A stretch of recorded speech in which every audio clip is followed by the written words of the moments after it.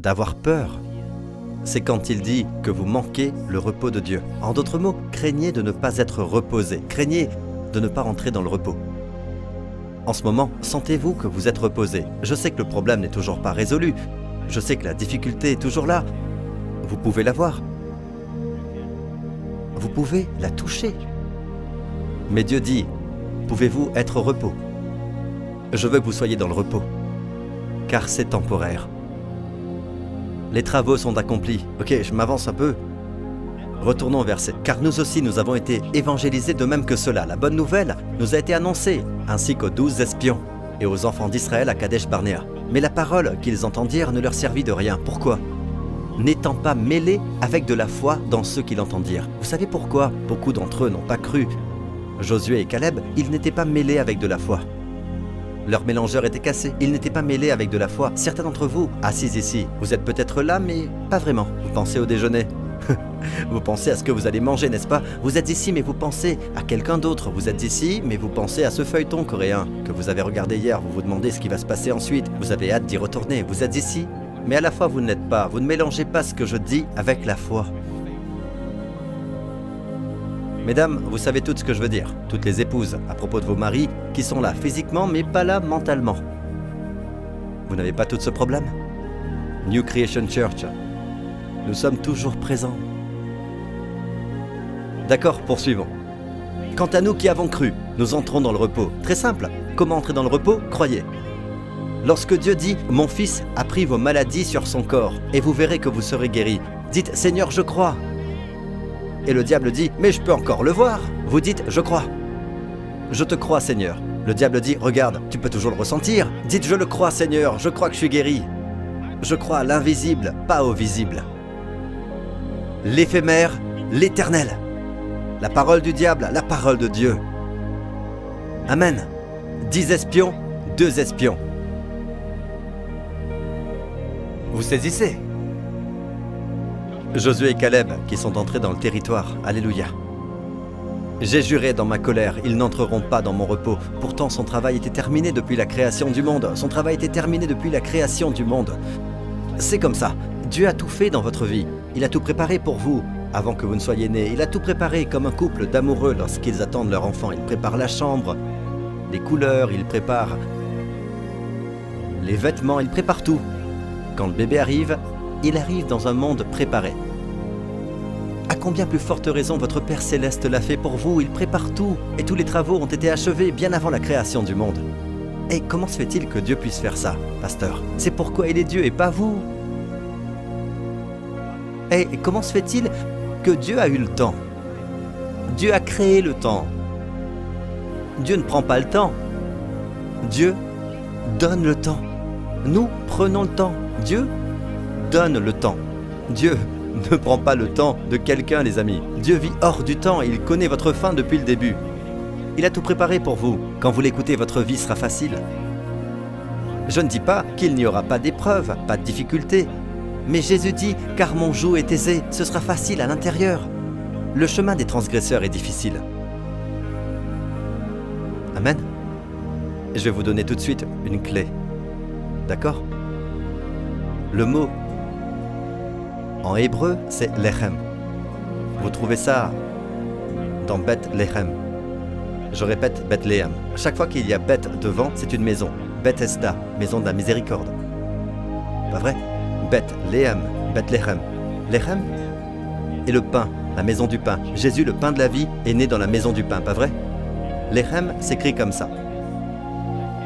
Et il signifie aussi pain ou nourrir. Mais lacham signifie aussi combattre, faire la bataille, la guerre. La seule, l'orthographe est la même, lamet, chet, même orthographe. La seule chose, c'est la ponctuation. Les petits points, vous voyez, ils mettent les différents points à différents endroits. L'un est lechem, l'autre est lacham. Lechem est le pain ou nourrir. Lacham, c'est combattre, mais c'est aussi nourrir. Alors pourquoi Dieu a-t-il mis dans le même mot nourrir de pain et combattre? Pourquoi? Notez ça quelque part. Quand on se nourrit, on se bat. Se nourrir, c'est combattre l'ennemi. Nous ne nous battons pas en nous battant. Nous nous battons en mangeant. Nous mangeons la parole de Dieu et l'ennemi est vaincu. C'est ce que vous faites en ce moment même à l'église, mes amis. Vous vous nourrissez.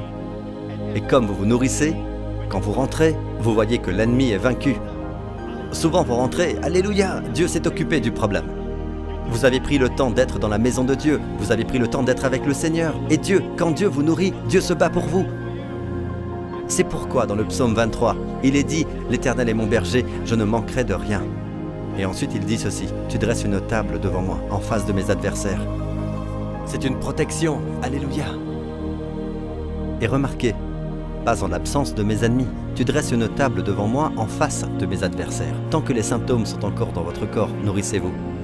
Tant que la difficulté est toujours là, nourrissez-vous. Tant que l'addiction est toujours là, nourrissez-vous. Se nourrir signifie se battre. Se nourrir, c'est gagner. Et c'est pourquoi le seul combat que nous devons mener est le combat de la foi. 1 Timothée, si ce n'est pas le mot « you » qui signifie « bon », c'est le mot « kalos ». Kalos, c'est ça. La première définition de kalos, c'est « beau » ou « attrayant ». En d'autres termes, c'est « combat le beau combat de la foi ». Dieu dit que lorsque vous êtes dans une bataille, dans une difficulté, votre seul combat est de rester dans la foi. Luttez pour rester dans la foi. Luttez pour le bon combat de la foi. En d'autres termes, la difficulté est là, mais vous dites « Père, je te remercie, que cette bataille soit la tienne. Merci Père, mes yeux sont sur toi. Merci Père, tu as surmonté ce problème pour moi. » Et le diable crie « Tu peux encore le voir !» Seigneur, mes yeux sont fixés sur toi, Seigneur. Amen. M'écoutez-vous? C'est votre combat. Et c'est un beau combat. Et je soupçonne Dieu de dire que c'est beau parce que vous gagnez. Et Dieu aime ça. Vous savez, chaque fois que nous utilisons la foi, Dieu aime ça. Dieu l'aime. C'est du genre, venez les anges, regardez ça, regardez ce type, regardez cette fille. Alléluia. Je veux vous donner 5 mots de grâce que vous pouvez utiliser. Chaque fois qu'il y a une bataille, une difficulté, dites ceci à voix basse. Regardez le problème et dites ceci à voix basse. D'accord? Avant de vous les donner, laissez-moi vous raconter une histoire très célèbre qui s'est passée en Israël. Vous pouvez toujours aller à cet endroit, cette vallée-là. Et toujours l'imaginer parce que la vallée est presque inchangée. D'accord? La topographie et tout ça. 1 Samuel 17. Le Philistin regarda David. Le Goliath se tenait là, défiant le peuple d'Israël. De le défier, de le combattre. Depuis 40 jours, il se tient là. Personne n'a osé se battre contre cet homme de 10 pieds. Certains disent environ 9 à 11, 12 pieds même. Nous ne sommes pas sûrs, mais c'est un des géants. Et il était laid, il était méchant. À cette époque, vous savez, leurs visages sont tous avec des cicatrices sur les joues et tout ça. Alors il a méprisé David. Et quand il a vu David, il le méprisa, car il ne vit en lui qu'un enfant roux à la belle apparence. Donc vous n'êtes pas censé être beau dans l'armée. Vous êtes censé avoir une cicatrice ici, n'est-ce pas? Ce genre de choses. Jeunes gens, écoutez, j'ai étudié la Bible de bout en bout, d'accord? Mais je vais vous dire une chose. La Bible est remplie de ça. Maintenant, si Dieu veut nous décourager, si Dieu ne veut pas que nous croyions en cela, pourquoi est-ce que, quand il s'agit de David ou de Joseph, ou encore d'Absalom, du peuple de Dieu, vous voyez toujours que Dieu dit qu'ils sont beaux. Quand il s'agit de leurs femmes, Rebecca, Rachel et tout ça, on dit toujours qu'elles sont belles. Si elles ne sont pas belles, elles le deviennent. Amen. Ce que Dieu veut dire, c'est, et je l'ai vu dans notre église, j'ai vu des gens qui, quand ils sont arrivés, ils n'étaient pas très beaux, mais avec le temps, ils sont devenus vraiment très beaux. Amen.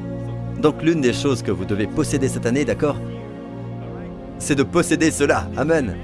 Le peuple de Dieu est beau, amen, pas comme un Philistin, que Dieu soit loué. Vous pouvez arriver en ressemblant à un Philistin, mais vous repartez en ressemblant à un David, louons le Seigneur.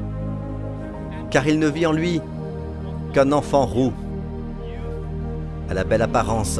Donc le Philistin dit à David, « Suis-je un chien pour que tu viennes à moi avec des bâtons ?» Et le Philistin l'a maudit par ses dieux. Et le Philistin dit à David, « Viens vers moi, viens, que je donne ta chair à manger aux oiseaux du ciel et aux bêtes des champs. » David dit aux Philistins, « Tu marches contre moi avec l'épée, la lance et le javelot. » Aujourd'hui nous dirons, missiles, bombes, roquettes. Moi je marche contre toi, au nom de l'Éternel, le Maître de l'univers, au nom de Dieu, de l'armée d'Israël, que tu as insulté. Ensuite, aujourd'hui l'Éternel va te livrer entre mes mains. Je t'abattrai et je te couperai la tête. Aujourd'hui, je vais donner les cadavres du camp des Philistins aux oiseaux du ciel et aux bêtes sauvages. Toute la terre saura alors qu'Israël a un Dieu. Ensuite, et toute cette assemblée saura que ce n'est ni par l'épée ni par la lance que l'Éternel sauve. En effet, la victoire appartient à l'Éternel et il vous livre entre nos mains. pour l'instant, mémorisez ceci.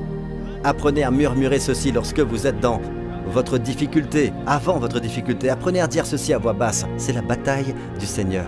Ce n'est pas la mienne. Ce n'est pas la mienne. Amen. Est-ce que vous m'entendez? Pasteur Prince, ma fille adolescente a de mauvaises fréquentations. Vous pensez que c'est votre combat? Ce n'est pas votre combat. N'y touchez pas. La bataille est celle du Seigneur, tout comme la dîme. La dîme appartient au Seigneur. Ne la touchez pas. Elle lui appartient. De même, la bataille n'est pas à votre portée. Amen. Votre bras n'est pas trop grand. Votre vue n'est pas si étendue. Amen. Dieu est plus fort. Dieu est plus grand. Dieu vous aime plus que vous ne vous aimez vous-même. Il aime votre fille adolescente plus que vous ne pouvez l'aimer. Dieu dit, ne touchez pas à la bataille, elle est à moi. C'est la bataille du Seigneur. Mais Pasteur Prince, David est quand même allé à la rencontre simplement. Oui, mais comment est-il parti? Habillé d'une armure? Non. Habillé comme un berger? Avec une épée? Non. Avec une fronde. Donc évidemment, il croit. Cette bataille n'est pas la mienne, c'est la bataille du Seigneur. Alors apprenez à regarder vos problèmes maintenant. Et le diable dit, qu'allez-vous faire? Dites, la bataille n'est pas la mienne, c'est celle du Seigneur. Seigneur, c'est ta bataille. C'est ta bataille, Seigneur. C'est ta bataille tout au long de cette année. C'est ta bataille, Seigneur. Parfois, ce ne sera pas aussi rapide que la victoire de David, mais le Seigneur entend ce que vous dites.